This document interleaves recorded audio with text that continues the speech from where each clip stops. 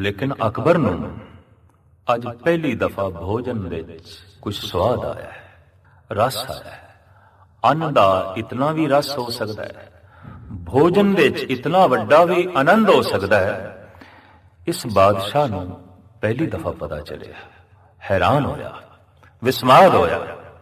ते फिर आप नूं संगत नसीब हुई, सतगुरुदेव जी महाराज दी संगत, गुरु अमरदास जी महाराज दे दर्शन।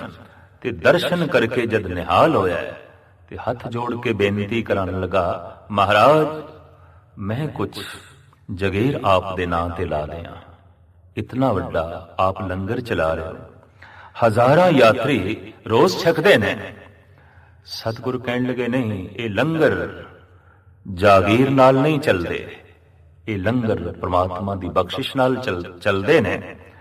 दसा नौआं दी किरत जो सिंह करदे ने, उस दसवंध नाल चलदे ने। और इस वास्ते बरकत है, इस वास्ते स्वाद है। तू जो बिस्माद होया है लंगर दा स्वाद मान के, दरअसल भोजन दा स्वाद नहीं सी, ये उन्होंने बनाया है जो भजन दी मूर्ति सन। भजन करदे होया जब भोजन बनाया गया है, तो भजन दा असर भोजन विच मिश्रित होके उन्हें भोजन नूं अमृतमई बना दिता है, जिसनूं तू छग के बिस्मादमई हो रहे हैं, आनंदमई हो रहे हैं। अकबर गदगद होया, निहाल होया ते गुरु अमरदास जी महाराज दी महिमा गायन करदा होया वापस होया। वरण वंड ते जात पात दे वितकरियां नूं जद आपने दूर कीता है, तां जात पात दे हिमायती ते वरण वंड नूं मनण वालियां ने ते औखा होना ही सी। गुरु अमरदास जी महाराज दे खिलाफ मरवाहा मेजरनामा लैके अकबर दे दरबार विच गया, लेकिन फिटकार पई, लानतां पईयां। साहिब गुरु अमरदास जी महाराज पै दर पै इसे तरीके दे नाल जात पात दियां धजियां उड़ांदे गए। और आप दे अमृतमई ए वाक ने, जात का गर्भ न कर मूरख गवारा, इस गर्भ ते उपजे बहुत बिकारा। गर्भवास में कुल नहीं जाती, ब्रह्म बिन देते सत उत्पाती। उसे ही ब्रह्म तो सप दी उत्पत्ति है, जो सारियां दा मूल आधार है। और उस एक नाल जुड़दे ही मनुख दे अंदर एकता दा भाव पैदा होंदा है। दरअसल गुरु अमरदास जी महाराज ने समग्र संसार दियां समस्यावां दा जो समाधान पेश कीता, वो बड़ा कीमती है ते अज दे राजनीतिक पुरुषां नूं भी समझ लेना चाहिए है, समाज सुधारकां नूं भी समझ लेना चाहिए है। जो जितने चिर तक एक नाल नहीं जुड़िया, एकता नूं जन्म नहीं दे सकेगा। अनेकता बनी रहेगी ते अनेकता ते दुख है, अनेकता ते अंधकार है, अनेकता ते दोजक है। एक स्वर्ग है, एक चानना है, एक प्रकाश है। एक दे च जीवना आनंद दे च जीवना है, और अनेकता दे च जीवना दुख दे च जीवना है। जैसे जैसे बंदा अनेकता दी तरफ आउंदा है, अंधकार दे च फस जांदा है। जैसे जैसे बंदा एक दी तरफ आउंदा है, प्रकाश दे च लीन हो जांदा है, आनंद दा मुजस्मा बन जांदा है, रस दा स्वरूप बन जांदा है। भट्ट गुरु अमरदास जी महाराज बारे कहंदे ने, हे गुरु अमरदास जी, तैं पढ़ियो एक, मन धरियो एक, कर एक पछाणियो।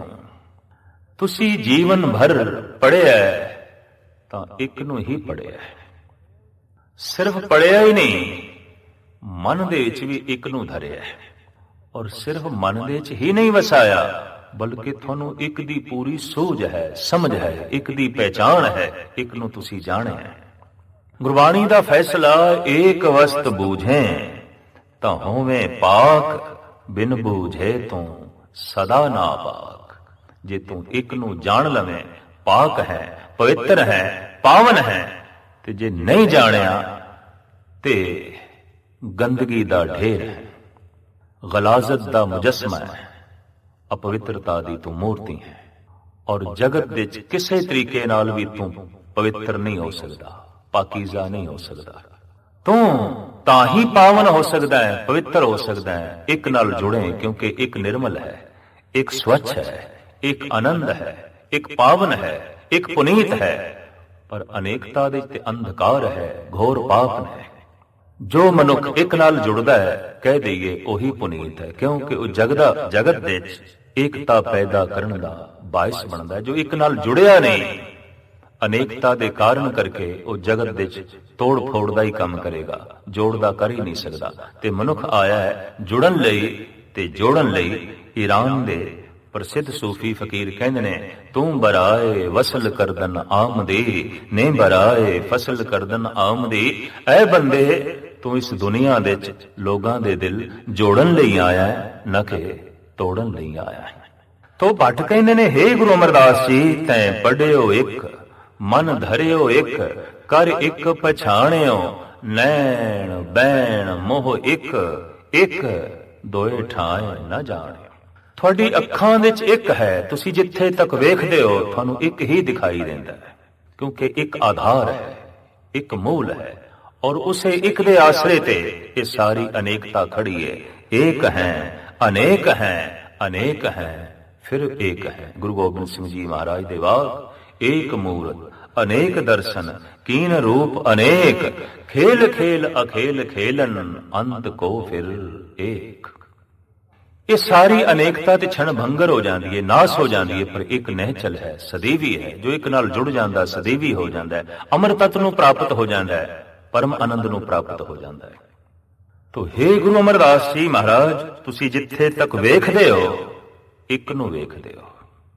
ਨੈਣ ਬੈਣ ਮੋਹ ਇੱਕ, ਤੁਹਾਡੇ ਬੈਣਾਂ ਵਿੱਚ, ਤੁਹਾਡੇ ਬੋਲਾਂ ਵਿੱਚ, ਤੁਹਾਡੇ ਮੂੰਹ ਦੇ ਵਿੱਚ, ਤੁਹਾਡੀ ਰਸਨਾ ਦੇ ਉੱਤੇ ਇੱਕ ਹੈ। ਤੁਸੀਂ ਇੱਕ ਦੀ ਗੱਲ ਕਰਦੇ ਹੋ, ਇੱਕ ਦੀ ਚਰਚਾ ਕਰਦੇ ਹੋ। ਇੱਕ ਤੋਂ ਬਿਨਾਂ ਤੁਸੀਂ ਦੂਜੇ ਨੂੰ ਜਾਣਦੇ ਨਹੀਂ, ਔਰ ਇੱਕ ਤੋਂ ਬਿਨਾਂ ਤੁਸੀਂ ਦੂਜੇ ਨੂੰ ਮੰਨਦੇ ਵੀ ਨਹੀਂ। ਪੁਰਾਣਾ ਉਪਨਿਸ਼ਦਾਂ ਦਾ ਵਾਕ ਹੈ, ਏਕੋ ਬ੍ਰਹਮ ਦੁਤੀਆ ਨਾਸਤੀ। ਦੂਜਾ ਤੇ ਨਾਸਵੰਤ ਹੈ, ਸਦੀਵੀ ਤੇ ਕੇਵਲ ਬ੍ਰਹਮ ਹੈ, ਇੱਕ ਹੈ, ਉਹ ਇੱਕ ਹੈ। ਤੋ ਹੇ ਗੁਰੂ ਅਮਰਦਾਸ ਜੀ, ਤੁਹਾਡੀ ਅੱਖਾਂ ਦੇ ਵਿੱਚ ਇੱਕ, ਤੁਹਾਡੀ ਰਸਨਾ ਦੇ ਵਿੱਚ ਇੱਕ, ਤੁਸੀਂ ਪੜਿਆ ਇੱਕ ਨੂੰ, ਤੁਸੀਂ ਮਨ ਵਿੱਚ ਧਰਿਆ ਇੱਕ ਨੂੰ, ਤੁਸੀਂ ਜਿੱਥੇ ਤੱਕ ਪਹਿਚਾਣ ਕੀਤੀ ਹੈ ਇੱਕ ਦੀ ਕੀਤੀ ਹੈ, ਤੁਸੀਂ ਇੱਕ ਨੂੰ ਜਾਣਿਆ ਹੈ, ਇੱਕ ਨੂੰ ਸਮਝਿਆ ਹੈ। ਫਿਰ ਭੱਟ ਕਹਿੰਦੇ ਨੇ, ਸੁਪਨ ਇੱਕ ਪਰ ਤਖ ਇੱਕ, ਇੱਕ ਸਮੇਂ ਲੀਣਿਓ। ਇਹ ਗੁਰੂ ਅਮਰਦਾਸ ਜੀ, ਜਦ ਤੁਸੀਂ ਜਾਗਰਤ ਅਵਸਥਾ ਵਿੱਚ ਰਹਿੰਦੇ ਹੋ, ਜਾਗਦੇ ਰਹਿੰਦੇ ਹੋ, ਇੱਕ ਦੇ ਚ ਲੀਨ ਰਹਿੰਦੇ ਹੋ, ਪਰ ਜਦ ਆਪ ਸੌਂ ਜਾਂਦੇ ਹੋ ਤਾਂ ਸੁਪਨੇ ਵਿੱਚ ਵੀ ਇੱਕ ਦੀ ਦੁਨੀਆ ਚ ਲੀਨ ਰਹਿੰਦੇ ਹੋ। ਭਾਵ ਤੁਹਾਨੂੰ ਸੁਪਨੇ ਵੀ ਇੱਕ ਦੇ ਆਉਂਦੇ ਨੇ। ਹਕੀਕਤ ਹੈ, ਜਾਗਰਤ ਅਵਸਥਾ ਦੇ ਜੋ ਕੁਝ ਮਨੁੱਖ ਕਰਦਾ ਹੈ, ਸੋਚਦਾ ਹੈ, ਵਿਚਾਰਦਾ ਹੈ, ਔਰ ਉਹ ਵਿਚਾਰ, ਉਹ ਕਰਤਾਪਣ ਸਿਰੇ ਨਹੀਂ ਚੜ ਸਕਿਆ, ਤਾਂ ਫਿਰ ਉਹ ਕੰਮ ਮਨੁੱਖ ਰਾਤ ਨੂੰ ਸੁਪਨਿਆਂ ਚ ਕਰਦਾ ਹੈ। ਸੁਪਨੇ ਦਿਨ ਭਰ ਦੀ ਜਾਗਰਤ ਅਵਸਥਾ ਦੇ ਨਾਲ ਬਕਾਇਦਾ ਸੰਬੰਧਿਤ ਨੇ। ਜਾਗਰਤ ਅਵਸਥਾ ਦੇ ਜੋ ਬੀਜ ਅਸੀਂ ਬੋਂਦੇ ਹਾਂ ਕਰਮਾਂ ਦੇ, ਉਹ ਰਾਤ ਨੂੰ ਸੁਪਨਿਆਂ ਦੇ ਰਾਹੀਂ ਫਲੀਭੂਤ ਹੁੰਦੇ ਨੇ, ਉਜਾਗਰ ਹੁੰਦੇ ਨੇ। ਦਿਨ ਨੂੰ ਚੋਰੀ ਕਰਨੀ ਚਾਹੀ ਸੀ, ਨਹੀਂ ਕਰ ਸਕਿਆ, ਰਾਤ ਨੂੰ ਸੁਪਨੇ ਵਿੱਚ ਕਰੇਗਾ। ਦਿਨ ਨੂੰ ਦੁਰਾਚਾਰ ਕਰਨਾ ਚਾਹਿਆ ਸੀ, ਨਹੀਂ ਕਰ ਸਕਿਆ, ਰਾਤ ਨੂੰ ਸੁਪਨੇ 'ਚ ਕਰੇਗਾ। ਦਿਨ ਨੂੰ ਰੱਬ ਦਾ ਸਿਮਰਨ ਕਰਦਾ ਰਿਹਾ, ਮਿਲਾਪ ਨਹੀਂ ਹੋਇਆ, ਰਾਤ ਨੂੰ ਸੁਪਨੇ ਵਿੱਚ ਹੋਵੇਗਾ। ਭੱਟ ਕਹਿੰਦੇ ਨੇ, ਹੇ ਗੁਰੂ ਅਮਰਦਾਸ ਜੀ, ਤੁਸੀਂ ਸਾਰਾ ਦਿਨ ਇੱਕ ਨਾਲ ਜੁੜੇ ਰਹਿੰਦੇ ਹੋ ਜਾਗਰਤ ਅਵਸਥਾ ਵਿੱਚ, ਪਰ ਜਦ ਸੌਂ ਜਾਂਦੇ ਹੋ ਤਾਂ ਸੁਪਨੇ ਵੀ ਆਪ ਨੂੰ ਇੱਕ ਦੇ ਹੀ ਆਉਂਦੇ ਨੇ, ਔਰ ਇੱਕ ਨਾਲ ਹੀ ਜੁੜੇ ਰਹਿੰਦੇ ਹੋ। ਸੁਪਨ ਇੱਕ ਪਰ ਤਖ ਇੱਕ, ਇੱਕ ਸਮੇਂ ਲੀਣਿਓ, 30 ਇੱਕ ਅਰ ਪੰਜ ਸਿੱਧ 35 ਨਿਖੀਣਿਓ। ਇਹ ਪੰਕਤੀ ਬੜੀ ਕੀਮਤੀ ਹੈ, ਔਰ ਇਹਦੇ ਵਿੱਚ ਸਾਰੇ ਆਏ ਹੋਏ ਹਿੰਸਿਆਂ ਦਾ ਜੋੜ ਕਰਨਾ ਪਏਗਾ, ਜ਼ਰਬ ਦੇਣੀ ਪਏਗੀ। ਸਾਰੇ ਜਿਹੜੇ ਹਿੰਸੇ ਨੇ ਇਹਨਾਂ ਦਾ ਯੋਗ ਕਰਨਾ ਪਏਗਾ। 30 ਇੱਕ ਅਰ ਪੰਜ ਸਿੱਧ 35 ਨਿਖੀਣਿਓ। 30 ਤੇ 1 31, 31 5 36, 36 ਤੇ 35 71। ਹੇ ਗੁਰੂ ਅਮਰਦਾਸ ਜੀ, ਤੁਸੀਂ 71 ਵਰੇ ਦੀ ਅਵਸਥਾ ਵਿੱਚ ਇੱਕ ਨੂੰ ਸਿੱਧ ਕੀਤਾ, ਇੱਕ ਨੂੰ ਜਾਣਿਆ, ਇੱਕ ਨੂੰ ਵੇਖਿਆ, ਇੱਕ ਨੂੰ ਮਨ ਵਿੱਚ ਧਰਿਆ। ਇਹ ਸਾਰੀ ਪ੍ਰਾਪਤੀ ਆਪ ਨੂੰ 71 ਵਰੇ ਦੀ ਅਵਸਥਾ ਵਿੱਚ ਹੋਈ। 30 ਇੱਕ ਅਰ ਪੰਜ ਸਿੱਧ 35 ਨਿਖੇਣਿਓ। ਇੱਕੋ ਜੇ ਲੱਖ ਲਖੋ ਅਲਖ ਹੈ, ਇੱਕ ਇੱਕ ਕਰ ਵਰਨਿਓ। ਗੁਰੂ ਅਮਰਦਾਸ ਕਬ ਭਲ ਭਣ ਤੂੰ ਇੱਕ ਲੋੜੇ, ਇੱਕ ਮੰਨਿਓ। ਭਲ ਜੀ ਕਹਿ ਰਹੇ ਨੇ, ਭੱਟ ਤੁਹਾਨੂੰ ਇੱਕ ਦੀ ਲੋੜ ਹੈ, ਇੱਕ ਨੂੰ ਮੰਨਦੇ ਹੋ, ਇੱਕ ਨੂੰ ਵੇਖਦੇ ਹੋ, ਇੱਕ ਨੂੰ ਸੋਚਦੇ ਹੋ। ਔਰ ਸੁਪਨੇ ਇੱਕ ਦੇ, ਜਾਗਰਤ ਅਵਸਥਾ ਆਪ ਦੀ ਇੱਕ ਦੀ। ਸਮਗਰ ਜ਼ਿੰਦਗੀ ਆਪ ਜਗਤ ਨੂੰ ਉਸ ਏਕੇ ਦੇ ਨਾਲ ਜੋੜਦੇ ਰਹੇ ਜਿੱਥੇ ਜ਼ਾਤ ਦੀ ਦੁਬਦਾ ਨਹੀਂ, ਵਰਨ ਦੀ ਦੁਬਦਾ ਨਹੀਂ, ਭੇਖ ਦੀ ਦੁਬਦਾ ਨਹੀਂ, ਮਜ਼ਹਬ ਦੀ ਦੁਬਦਾ ਨਹੀਂ, ਭਾਸ਼ਾ ਦੀ ਦੁਬਦਾ ਨਹੀਂ, ਦੇਸ਼ ਦੀ ਦੁਬਦਾ ਨਹੀਂ, ਪ੍ਰਦੇਸ਼ ਦੀ ਦੁਬਦਾ ਨਹੀਂ। ਇਸ ਤਰੀਕੇ ਨਾਲ ਆਪ ਸਾਰੀ ਮਨੁੱਖਤਾ ਨੂੰ ਇੱਕ ਝੰਡੇ ਤੇ ਤਲੇ ਲਿਆਂਦੇ ਰਹੇ ਔਰ ਉਹ ਇੱਕ ਹੈ ਬ੍ਰਹਮ, ਉਹ ਇੱਕ ਹੈ ਅਕਾਲ। ਇਹ ਕੰਮ ਬੜਾ ਮਹਾਨ ਸੀ, ਮਾਮੂਲੀ ਬੰਦੇ ਨਹੀਂ ਕਰ ਸਕਦੇ। ਬੜੀ ਸੂਰਬੀਰਤਾ ਚਾਹੀਦੀ ਸੀ।